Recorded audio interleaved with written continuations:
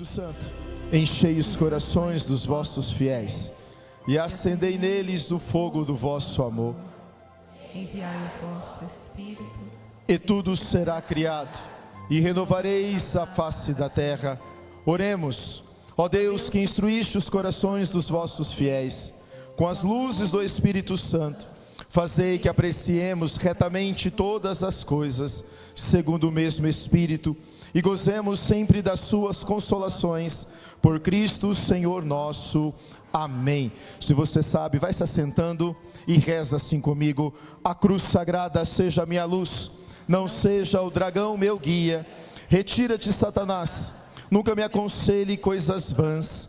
É mal o que tu me ofereces, e bebe tu mesmo do teu próprio veneno, assim seja. Amém. Levanta-se, Deus, pela intercessão da bem-aventurada sempre Virgem Maria, de São Miguel Arcanjo, de todas as milícias celestes, que sejam dispersos os seus inimigos e que fujam de sua face todos aqueles que vos odeiam. Em nome do Pai, do Filho, do Espírito Santo. Amém. Boa noite. Eu não escutei. Boa noite. Fala para quem está do seu lado, seja muito bem-vindo ao nosso grupo de oração.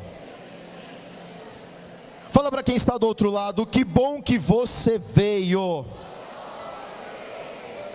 Eu quero cumprimentar com muito carinho você que está aqui conosco, você que está nos acompanhando pelos nossos canais oficiais, pela nossa internet, por todos os canais oficiais do grupo de oração Caminhando com Maria. Que alegria ter você aqui conosco, você que nos acompanha de casa. Vamos dar uma salva de palmas para quem está em casa nos acompanhando?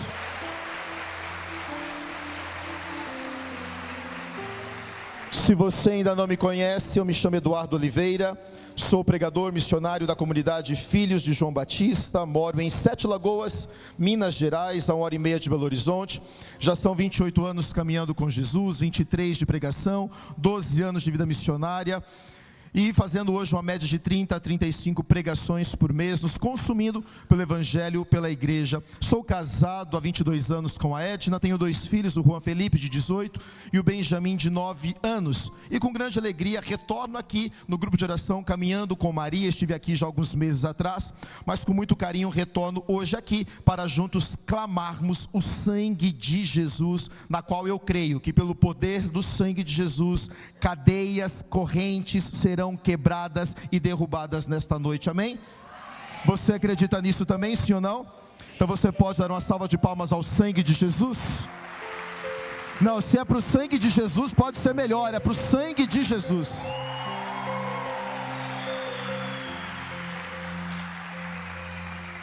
Abra sua Bíblia comigo, por favor. Livro do Êxodo, capítulo 12.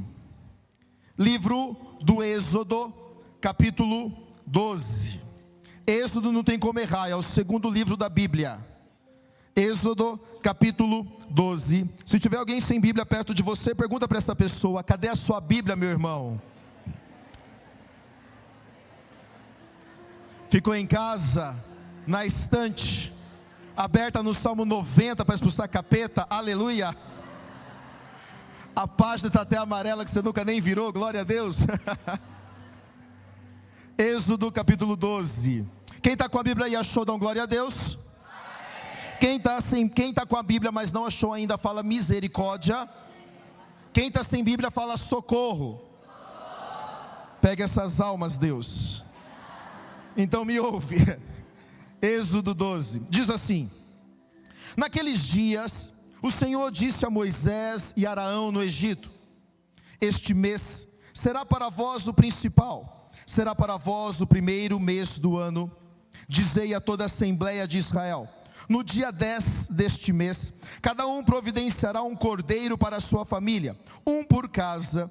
Se a família é muito pequena para consumi-lo, junte-se com o vizinho de casa. O cordeiro será repartido conforme o número de comensais e o que cada um comer. Será um animal sem defeito, macho, de 1 ano, cordeiro ou cabrito. Vós o guardareis até o dia 14 do mês. E então toda a Assembleia de Israel o matará ao entardecer. Com um pouco do sangue aspergireis os 2 batentes e a travessa da porta da casa onde o tiverdes comido. Nessa noite comereis a carne assada ao fogo, acompanhada de pão sem fermento e verduras amargas. Dela não comereis nada cru, nem cozido em água, mas assado ao fogo, com cabeça, patas e entranhas. Não deixareis restos para a manhã seguinte, e se algo sobrar, o comereis. E o comereis assim: com a cintura cingida, as sandálias nos pés, um bastão na mão, e o comereis apressadamente, porque é a Páscoa do Senhor. Nesta noite atravessarei todo o território egípcio, matando todos os seus primogênitos, de homens e animais, e farei justiça sobre todos os deuses do Egito. Eu sou o Senhor. O sangue será a vossa senha nas casas onde estiverdes. Quando eu vir o sangue, passarei adiante, e a praga, o espírito da morte, não vos tocará. Quando eu passar ferindo o Egito, este dia será memorável para vós. Nele celebrareis festa para o Senhor, lei perpétua para todas as gerações. Palavra do Senhor. Beija sua Bíblia e aplauda a palavra de Deus.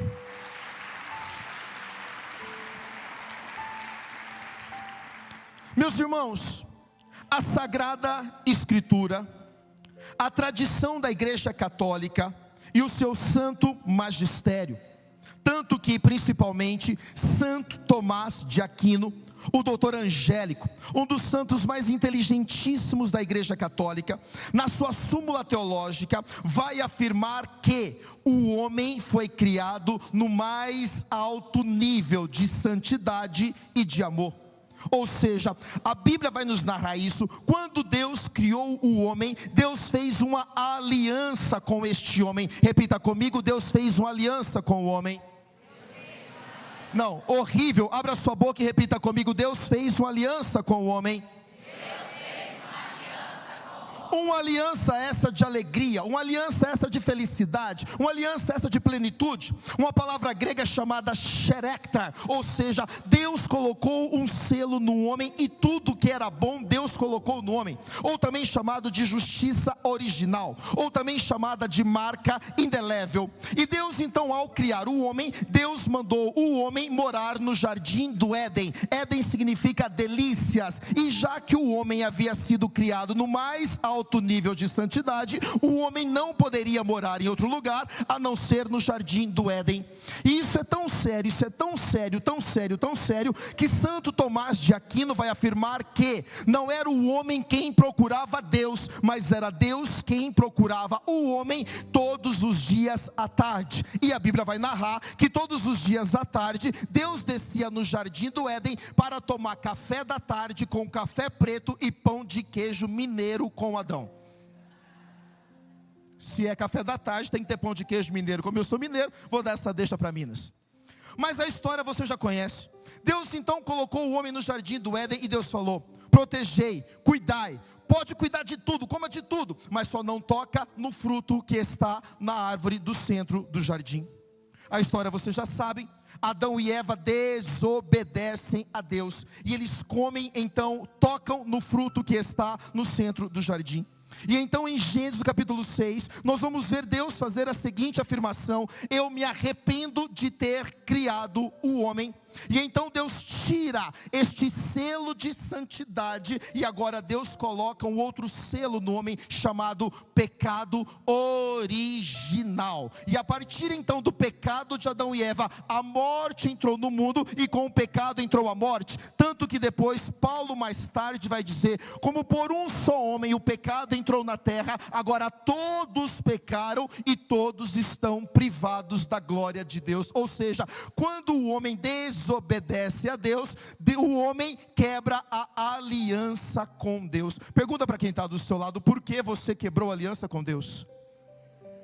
Não, horrível. Abra sua boca e pergunta para quem está do seu lado: por que você quebrou a aliança com Deus?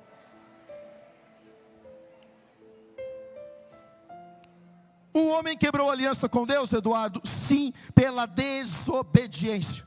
Mas é claro e é fato, Deus é amor e misericórdia, diga amém. Não, horrível. Deus é amor e misericórdia, diga amém. E mesmo o homem quebrando a aliança com Deus, Deus não desiste do homem, diga aleluia.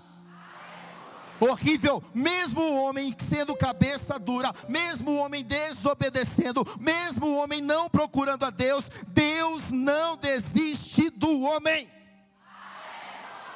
Fala para quem está do seu lado: Deus não desiste de você.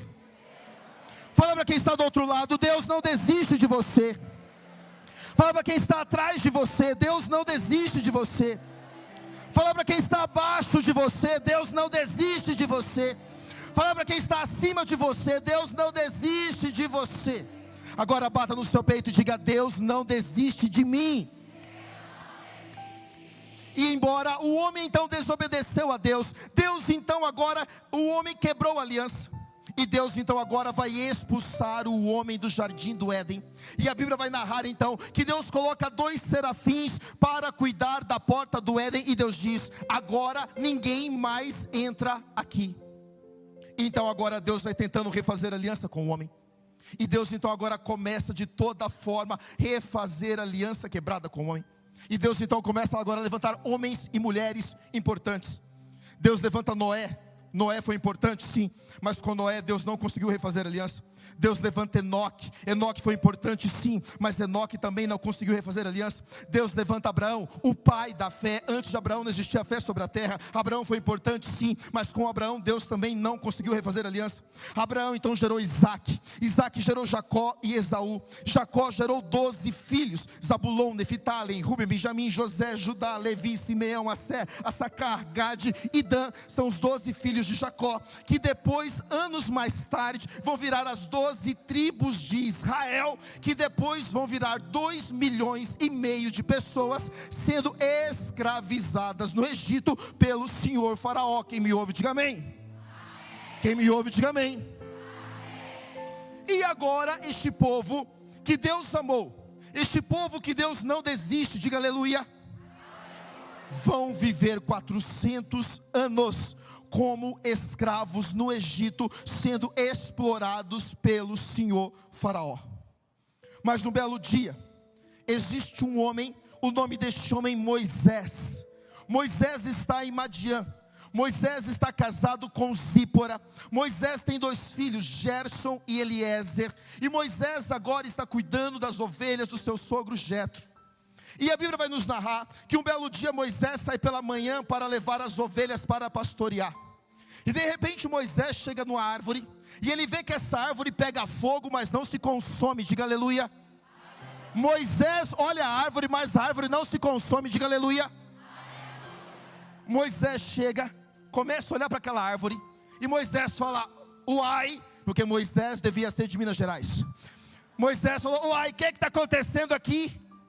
E de dentro do fogo sai uma voz que diz: Moisés, Moisés, tira a sandália dos teus pés, porque o território em que pisas agora é um território santo. Moisés tira a sandália, entra no fogo, e Moisés agora vai conversar com Deus face a face. E Deus vai dizer para Moisés: Moisés, eu tenho uma missão para você. Eu preciso que você volte lá no Egito e você diga para o senhor faraó libertar o meu povo, porque eu quero refazer aliança com eles. E Moisés então fala: mas, meu Deus, espera aí, como é que eu vou voltar lá e falar para o faraó libertar o povo? E Deus diz: volta lá e fala para o faraó libertar o povo. E Moisés pergunta: mas Deus, Senhor, quem sou eu para dizer para o faraó libertar o povo? E Deus então diz para Moisés: Moisés, não é por você, não é pelas suas forças.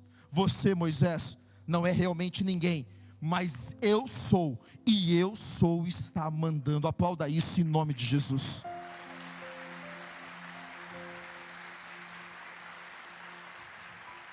Deus falou para Moisés: Moisés, não é pela sua força, eu sou. Eu já preciso abrir um parênteses aqui. O que você precisa entender nesta noite: talvez diante de você existe um Egito, existe um faraó, existe um deserto, existe escravidão, existe dor, existe lágrima, existe luto. E você tem se perguntado: eu não aguento mais. Você tem dito: como é que eu vou dar conta? Você tem dito, eu não vejo saída. Então nesta noite, Deus mandou vir de Minas Gerais para dizer para você, não é pelas tuas forças, não é pelo teu entendimento, é pela força do grande eu sou. O eu sou está entrando na sua vida, e por mais que você não aguente, o eu sou vai trazer livramento sobre você e sobre toda a sua casa.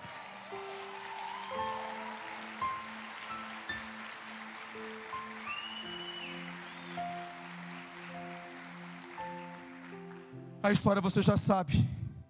Moisés chega lá no faraó. Moisés pega Arão, seu irmão. Chega lá, faraó, liberta o povo. Prova que não é pela sua força. Quando Moisés chegou e falou, faraó, liberta o povo, para que o povo vá até o deserto erguer um altar de adoração a Deus. Não foi isso que Deus mandou Moisés dizer. Deus falou, vai lá e manda o faraó libertar o meu povo, porque eu sou, está mandando. Moisés chegou lá e falou, senhor faraó, liberta o povo, para que o povo vá no deserto erguer um altar de adoração a Deus. Moisés conseguiu a libertação do povo? Não.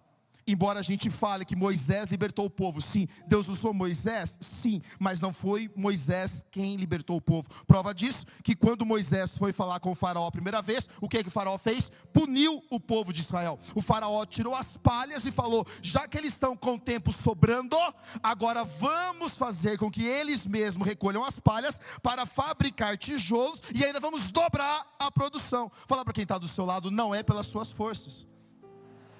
Fala para quem está do outro lado, não é do seu jeito. Moisés deu certo? Repita comigo, não. Moisés deu certo? Mas Deus falou, eu vou libertar.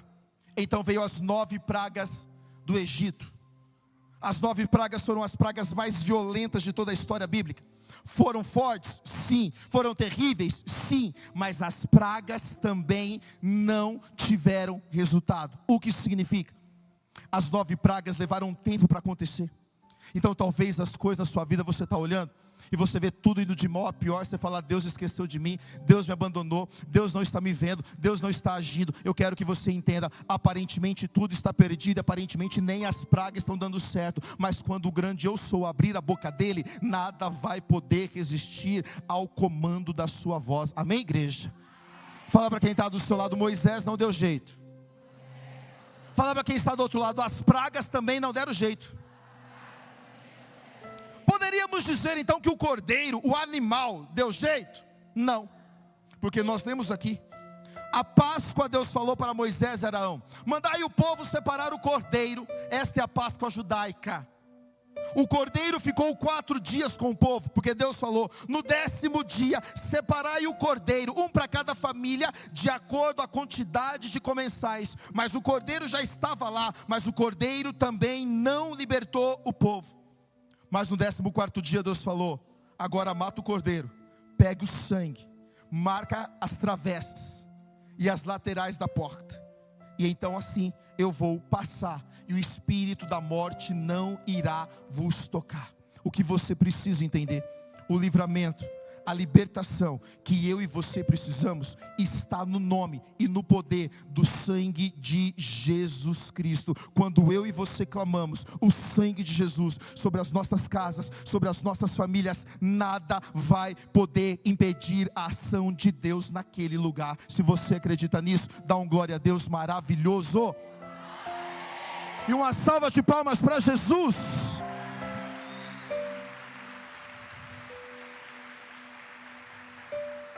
E então nós vamos entender depois o que o apóstolo João vai escrever. E então, cumprindo-se o tempo, Deus amou tanto o mundo que enviou o seu Filho único, não para condenar o mundo, mas para salvar. Porque a aliança que foi quebrada em Gênesis pelo homem, ela vai ser refeita em Jesus Cristo. Tanto que depois o próprio apóstolo João vai dizer, ele é o Cordeiro de Deus, aquele que tira o pecado do mundo. E depois Isaías 53 vai dizer, porque ele carregou sobre si as nossas culpas, ele carregou sobre si os nossos pecados, e então por suas chagas, pelo teu sangue, é que nós podemos ser completamente sarados, curados e libertos pelo sangue de Jesus. Jesus Cristo fez a nova aliança conosco e ligando a gente ao céu. Quem está me entendendo, diga amém. Prova disso, na última ceia, quando Jesus vai dizer: este é o cálice, tomai todos e bebei, este é o cálice da nova e eterna aliança. A aliança quebrada em Gênesis, ela vai ser refeita no altar do Senhor, quando eu e você comungamos corpo, sangue, alma e divindade de Jesus Cristo. Pelo corpo de Jesus, pelo sangue de Jesus, eu e você somos aceitos, libertos e sarados e ligados no céu novamente. Aplauda o sangue de Jesus Cristo.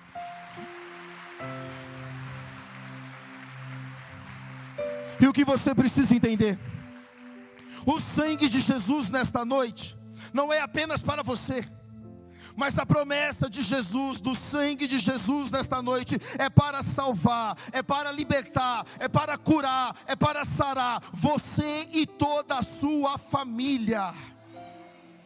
Como assim, Eduardo? A Bíblia vai dizer: com um pouco do sangue aspergirei os 2 batentes e a travessa da casa. Eu vou passar, e quando eu passar, aonde houver a marca do sangue, toda aquela família vai ser salva. O mal não chegará até ela. Quem está me entendendo, diga amém. O que você precisa entender nesta noite: se eu e você nos colocarmos e clamarmos o sangue de Jesus sobre a nossa casa, sobre a nossa família, nenhum mal vai poder tocar, nem eu, nem você, nem a sua casa, nem a sua família. E pelo sangue de Jesus nós seremos completamente sarados, curados e libertos. Amém?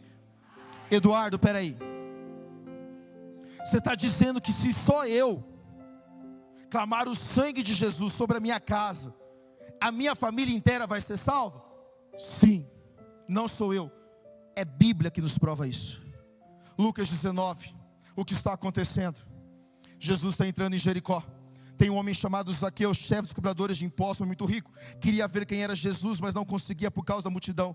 A Bíblia diz que Zaqueu subiu na árvore. Jesus passou e falou: Zaqueu, desce daí, porque eu preciso ir na sua casa hoje tomar café da tarde. A Bíblia diz que Zaqueu desceu depressa. E o povo começou, lá vai ele na casa de um pecador, ele vai na casa de um pecador.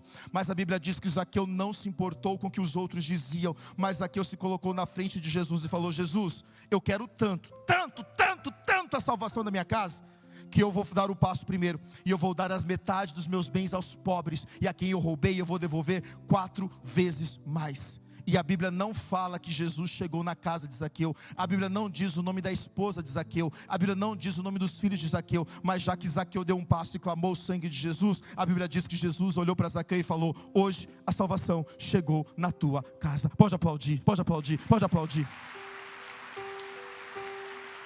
Não te convenci? Atos dos Apóstolos, capítulo 16, versículo 31, o que está acontecendo? Paulo e Silas estão presos, sangrando, pelados, fazendo a única refeição por dia. À meia-noite, Paulo e Silas, dentro da cadeia, falou: bora fazer um grupo de oração dentro da cadeia? Paulo falou: é nós, Silas, você começa no Mi maior sustenido, eu vou entrar no louvor, vamos clamar o Espírito Santo, xarabadá, e o fogo vai descer dentro da cadeia. Diga aleluia. E a Bíblia diz que aqueles 2 doidos, pelados, sangrando, começaram a adorar a Deus à meia-noite dentro da cadeia. De repente um terremoto, as paredes da cadeia racharam, as portas se abriram. O carcereiro falou: vou me matar. Como é que eu explico amanhã cedo para o meu superior que 2 doidos começaram a louvar a Deus dentro da cadeia à meia-noite, as portas abriram e os presos fugiram? Paulo lá de dentro gritou: não faça isso, nós ainda estamos aqui. O carcereiro falou: acende a luz. Quando acenderam a luz, o carcereiro viu Paulo e Silas. O carcereiro perguntou: o que eu preciso fazer para viver isso? E Paulo respondeu para o carcereiro: crê no Senhor Jesus, você e toda a sua casa será salva. E a Bíblia diz que naquela mesma noite o carcereiro aceitou Jesus Cristo e toda a sua família foi batizada no Espírito Santo. Pode aplaudir. O que eu e você precisamos nesta noite? Marcar a nossa casa com o sangue de Jesus, porque diante do sangue de Jesus nenhum mal poderá resistir. Quem me ouve, diga amém. Quem me ouve, diga amém. Quem precisa marcar a sua casa com o sangue de Jesus? Horrível. Quem precisa marcar a sua casa com o sangue de Jesus? Então eu quero te dar, em 5 minutos que eu tenho para terminar minha pregação, algumas dicas práticas. Eduardo, estou entendendo, a aliança foi quebrada, Jesus que fez a aliança, o sangue de Jesus, essa libertação da minha casa, da minha família, é livramento. Então na prática, o que eu preciso fazer para conseguir a libertação da minha casa, da minha família? Dica número 1, repita comigo: não faça nada sem rezar. Qual é a primeira dica para a gente conseguir a libertação da nossa casa? O que é isso? Orar sem cessar, todo momento, todo dia, com vontade, sem vontade, temos que rezar. É que a palavra vai dizer: orai sem cessar. Mas quando a gente diz orar sem cessar, eu não estou mandando você vir aqui para a igreja e você mudar aqui. Se você pode fazer isso, louvado seja Deus pelo seu tempo. Mas se você não pode, o que é orar sem cessar? É você fazer do seu dia uma constante oração. Você levanta de manhã, em vez de você já pegar o seu celular para ir ver a vida dos outros, senta na sua cama, agradeça a Deus a noite de sono que você teve, agradeça a Ele por você estar vivo, consagre a Ele o seu dia, e então você começa o seu dia depois. Isso é fazer da sua vida uma constante oração. Está indo para o trabalho, em vez de você ficar reclamando: meu Deus, Londrina é um trânsito, meu Deus, hoje está calor, hoje está chovendo, mete um louvor no carro, e ali você vai cantando, vai louvando. Isso é orar sem cessar. Você vai comer, faça o nome do Pai, agradeça o alimento. Isso é orar sem cessar. Fala para quem está do seu lado: você está precisando rezar mais. Dentro de orar sem cessar também, olha para mim: ai, Eduardo, mas lá em casa é só eu que rezo. Seja bem-vindo ao time, filho. Para de chororô, para de mimimi. Alguém naquela casa está rezando, glória a Deus que você está lá. E eu digo para você, as coisas da sua família podem estar ruim, pode ser que está, mas só não está pior porque você está rezando lá. Então aguenta o choro, bora rezar até que a cura, a libertação, o livramento chegue. É isso.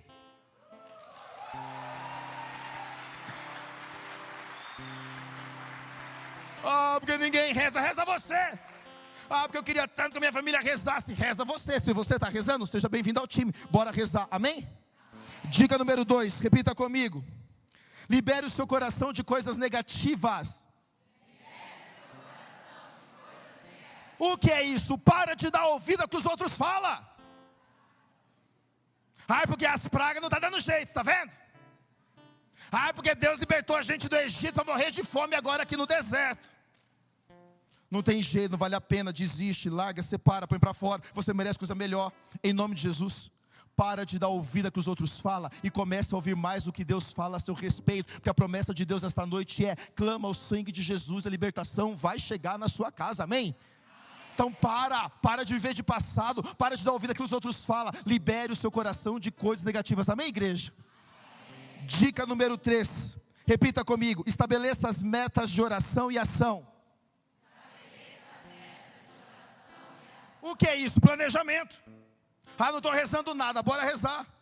Uma grande corrida não começa com grande corrida, começa com a caminhada. Uma grande caminhada começa com os passos. Então estabeleça metas de oração e ação. O povo precisou marcar a porta, Deus não marcou a porta. O anjo não marcou a porta. Quem precisou marcar a porta foi o povo. E a meta dessa semana foi passado para mim o quê? Jejum de preocupações. Não é isso? Uma das semana. Ou seja, diante das preocupações, Jesus cuida de tudo. O que é isso? Isso é uma meta de ação. Coloca quem é você. Bora rezar, bora jejuar, bora orar, bora ser melhor. Repita comigo: metas de oração e ação. Quarta e última dica. Repita comigo: não desista. O povo ficou 400 anos. Vieram 9 pragas.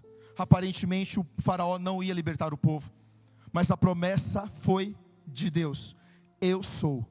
E quando quando o povo marcou o sangue com a porta, a Bíblia, Deus deu uma ordem para o povo: coma de pé, com a cintura cingida, vestidos com a couraça e o bastão, comereis apressadamente. O que é isso? A promessa de Deus pode demorar, mas ela não vai faltar, porque quando Deus falar, o milagre vai se cumprir, e tudo aquilo que se levanta contra você, contra a sua casa, terá que se dobrar, porque no sangue de Jesus, eu e você, a nossa casa, a nossa família, somos completamente sarados, curados e libertos. Não desista, paga o preço, ora, jejua, estabeleça metas de oração e ação, e assim eu e a minha casa, você e a sua casa, todos nós serviremos ao Senhor. Amém? Amém? Amém? Você acredita nisso, sim ou não? Então fica de pé e dá um glória a Deus maravilhoso. Não, eu pedi um glória a Deus maravilhoso, o seu foi ridículo. Se você acredita nisso, dá um glória a Deus maravilhoso. E uma salva de palmas para Jesus.